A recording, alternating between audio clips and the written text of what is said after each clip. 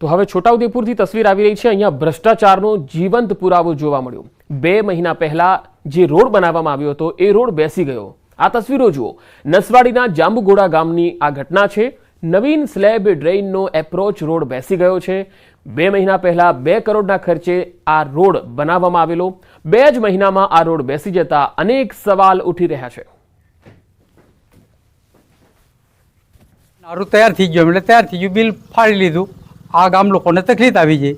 આજે કોઈ બીમાર થઈ ગયો હોય, 108 મંગાવી હોય તો કદાચ ગામમાંથી નીકળી શકે, પણ બહારથી આવે સાધન ત્યાં રોકાઈ જાય, બીમારીની શું હાલત થાય? હવે અધિકારી કોઈ અહીં જોવા આવતા નથી।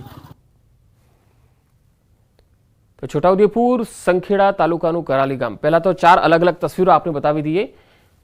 છોટાઉદેપુર સંખેડા તાલુકાનું કરાલી ગામ, જ્યાં ડાયવર્ઝન ધોવાયું છે। કોતર ઉપરનું ડાયવર્ઝન ધોવાતા અવરજવર અહીંયા બંધ છે। રસ્તો બંધ થતા 25 ગામોને અસર થઈ છે। નવીન સ્લેબ ડ્રેઇનનું કામ ચાલુ હોવાથી ડાયવર્ઝન બનાવવામાં આવ્યું હતું। તો 4 આજે અલગ અલગ તસવીર, સુરત, રાજકોટ, જામનગર અને છોટાઉદેપુર, આ 4 જિલ્લામાં આજે ક્યાંક રસ્તામાં રોડ બેસી ગયો, ક્યાંક વાહનો ફસાયા, ક્યાંક કોઝવે તૂટી ગયો। ચોમાસાની શરૂઆતમાં જ વરસાદે તંત્રની પોલ ખોલી નાખતા દ્રશ્યો અહીંયા જોવા મળ્યા। રાજ્યના અનેક વિસ્તારોમાં આજે વરસાદથી રોડ રસ્તાને નુકસાનની ઘટનાઓ જોવા મળી। સુરતના લંબે હનુમાન રોડ પર અહીંયા રોડ જ આખો બેસી ગયો અને લોકોને પારાવાર મુશ્કેલીનો સામનો કરવો પડ્યો। જ્યારે રાજકોટની અંદર ભૂગર્ભ ગટરનું કામ ચાલતું હતું અને વરસાદી પાણી ભરાઈ ગયા, અનેક વાહનો એમાં ફસાઈ ગયા। જામનગરની જો વાત કરીએ તો અહીંયા કાલાવડમાં ભારે વરસાદથી મુરીલામાં કોઝવે ધોવાઈ ગયો અને છોટાઉદેપુરમાં તો આપણે જોયું કે ત્યાં રોડ બેસી ગયા હોવાના દ્રશ્યો જોવા મળ્યા અને સ્થાનિક લોકો અહીંયા સવાલ ઉઠાવી રહ્યા છે તંત્રની કામગીરી પર।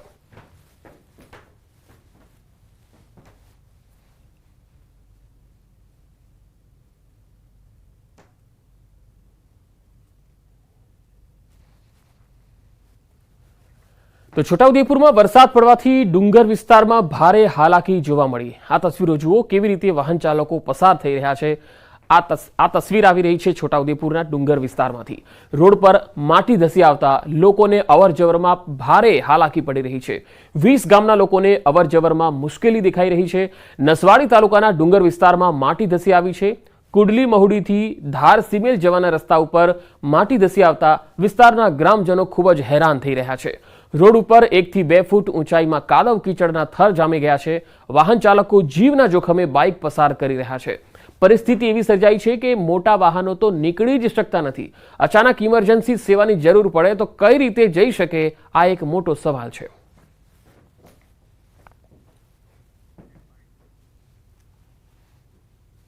बहुत खराब से हमारे तो कोई बीमार पड़े कि गमे ते होय तो कई रस्तो तरक आगे वाला कई करવું પડે। रस्ता पर माटी घसड़ाई से तो आने વાહનો પણ નથી ચાલી શકતા। ચોમાસું આવી ગયું ત્યારે છોટાઉદેપુર જિલ્લાના ખેડૂતો સારા વરસાદની રાહ જોઈને બેઠા છે, પણ જિલ્લાના જે 3 ગામના લોકો વરસાદના નામથી ફફડે છે, બોડેલી, અલીખેરવા અને ઢોકલિયા ગામના લોકોને એ ડર છે કે વરસાદ આવશે અને બધું જ તાણીને લઈ જશે।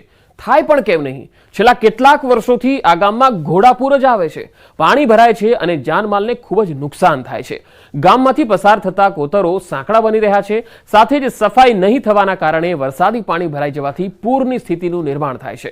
ભારે વરસાદમાં આસપાસમાં આવેલા મકાનો પાણીમાં ડૂબી જાય છે। ચોમાસું આવતા જ લોકોને પોતાની ઘરવખરી લઈને અન્ય જગ્યાએ સ્થળાંતર કરવાની ફરજ પડે છે। લોકો ધાબા પર પીવાના પાણીની ટાંકીઓ ચડાવી દે છે, જેથી પૂરની સ્થિતિમાં લોકોને પીવાનું પાણી મળી રહે। ગ્રામજનો વર્ષોથી સમસ્યાના નિરાકરણ માટે આજીજી કરે છે, પણ કોઈ સાંભળનાર હોય તો ને। ન્યાય તું ને તો બહુ તોડી તાળી બધું મારું તો નહીં જોયું। આ બધું કશું ના બનાવેલું લખાઈ જ જા, તમારું આવવાનું કર્યાશું એવું કઈ લખી જ જા, તને એ લખી જ જા, કોઈ જોવા કે કોઈ કહેવાય નહીં આવતા। બોલો તો કચકડું મેં માંગી લાવી ને ગામે માંગી લાવીને કચકડું નાખ્યું। જો પેલું જો હેલું જો ઘર આ મકાન બીક લાગે, ઊંઘ નહીં આવતી, આખી રાત બેહી રહ્યા અમે, આખી રાત બેહી રહ્યા, બધું તો નહીં જોયું, પતરા બતરા બધું તો નહીં। જો પેલું ઘર પડી જાય, પડજુ નહીં બનાવતા। તો અમે કેટલી વખત કહીએ, તમારા પગે લાગીએ, ભાઈ હાથ પગ જોડીએ, બરોબર? તમે અમારે જરા કોતેડું હાથ કરી દો। તમને કહીએ છીએ કે અમે મદદ કરશું, નહીં કરીએ એવું થોડી છે, અમે બી મદદ કરશું, પણ લોકો કોઈ સમજતા નથી। હવે પેલી બાજુ રજાનગરમાં બધું શું છે, રજાનગરમાં માણસો રહે છે, આ બાજુ વર્ધમાન નગરમાં જાનવર રહે છે બધા, બરોબર?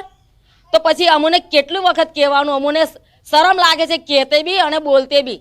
પાણી જબરદસ્ત પાણી આવે છે, પાણીની વ્યવસ્થા અમે કરી લઈએ છીએ, પણ તમે કમસે કમ સુધારો તો કરો, આ કોતેડાનો સુધારો કરો એમ.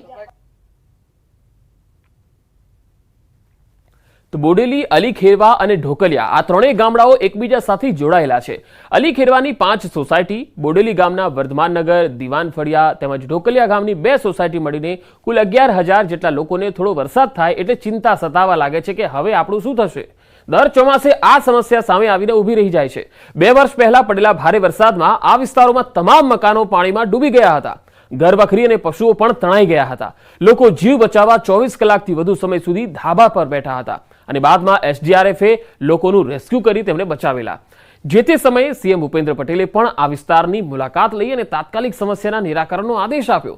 જો કે સ્થાનિક તંત્ર સીએમના આદેશને પણ ઘોડીને પી જાય છે. આજ દિન સુધી કોઈ નિકાલ આવ્યો નથી.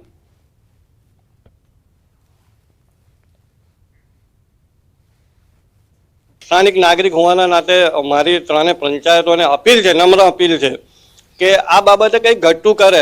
તંત્ર કોની રાહ જુએ છે? કોઈ ઘટના ઘટી જાય ત્યારે?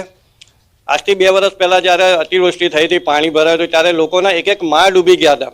નાવડીઓની અંદર રેસ્ક્યુ કરવામાં આવ્યા હતા અને અમે લોકો સ્કૂલોમાં, ધાબા પર, લોકોના ઘરે નિરાશ્રિત થઈને પડ્યા હતા. 24 કલાક સુધી ખાધા પીધા વગર પણ કેટલાય લોકો રહ્યા. કોઈકના બકરા જતા રહ્યા, કોઈની ઘર વકરી જતી રહી, કોઈનું ફ્રીજ જતું રહ્યું. ઘણું બધું આર્થિક નુકસાન પણ જે તે સમયે ભોગવવામાં આવ્યું છે. તો આ તંત્ર અમારી બાજુ આ બાબતે પૂરતું ધ્યાન આપે.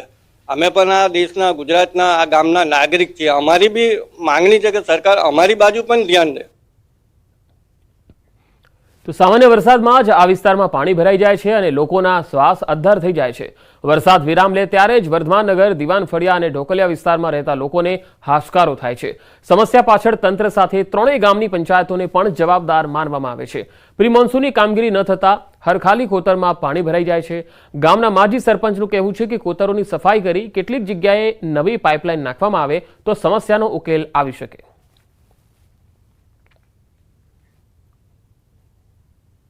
મૂળ કારણ અલીપરા 4 રસ્તા છે.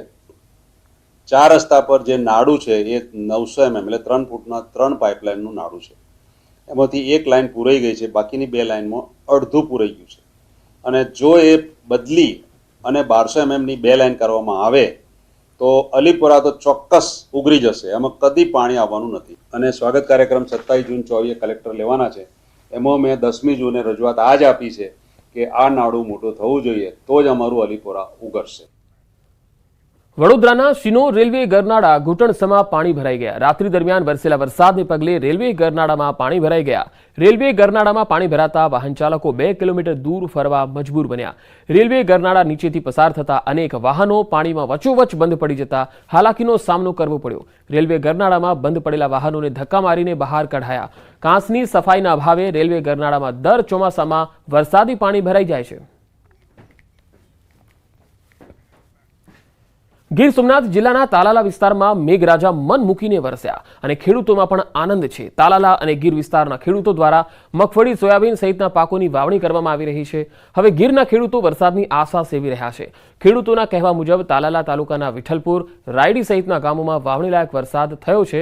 ગીર વિસ્તારમાં પ્રથમ આગોતરી મગફળીનું વાવેતર થયા બાદ ચોમાસુ વાવણીની શરૂઆત થઈ છે. ત્યારે હજુ પણ ગીરના કેટલાક ભાગોમાં વાવણીલાયક વરસાદ નથી થયો. હવે ત્રીજા વરસાદ થયા બાદ ફરી વાવણી શરૂ થશે. ખેડૂતોને આશા છે કે આ વર્ષે ચોમાસું ભલે મોડું શરૂ થયું હોય પણ ખૂબ સારું રહેશે.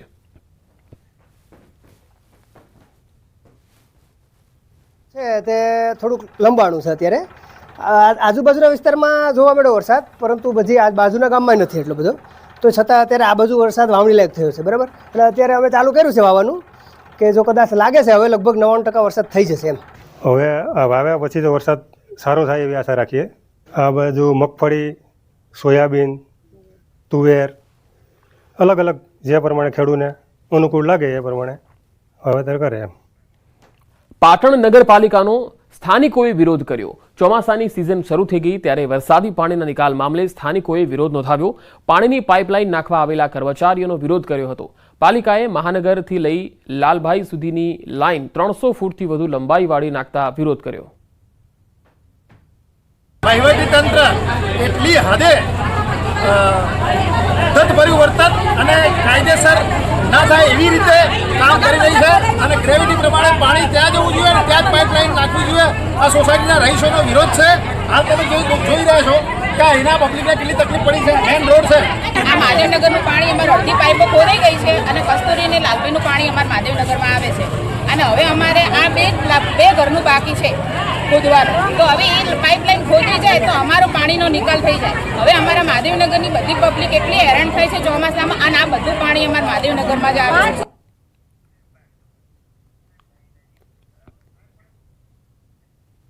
જગતના તાત માટે ખુશીના સમાચાર આવ્યા છે. ખેડૂત આગેવાનોએ જીએસટી 5%થી ઘટાડી શૂન્ય કરવા જીએસટી કાઉન્સિલને ભલામણ કરી છે.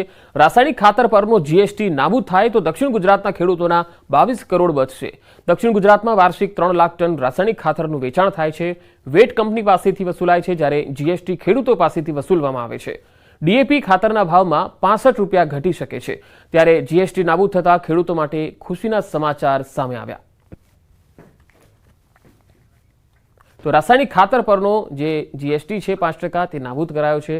ખેડૂત આગેવાનોએ જીએસટી કાઉન્સિલને ભલામણ કરી હતી. હવે ડીએપી ખાતરના ભાવ 65 રૂપિયા ઘટી શકે છે.